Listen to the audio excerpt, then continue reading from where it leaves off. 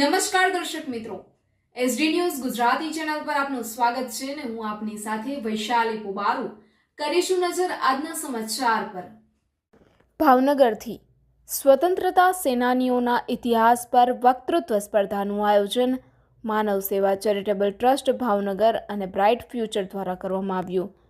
24/1/2025 શુક્રવારે રાત્રે ગૌરીશંકર હિરજીની વાડી ઇમામવાડા મસ્જિદ પાસે સુંદર આયોજન કરવામાં આવ્યું હતું।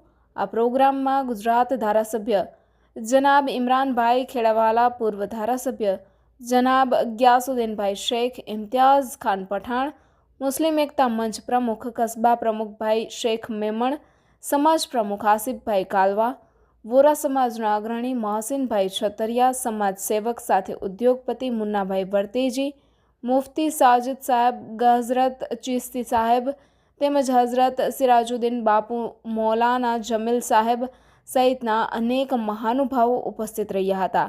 તેમજ નિબંધ સ્પર્ધા અને વક્તૃત્વ સ્પર્ધાના વિજેતાઓને તેમજ ભાગ લેનાર તમામ સ્પર્ધકોને ઇનામ વિતરણ મહાનુભાવોના વરદ હસ્તે કરવામાં આવ્યું હતું।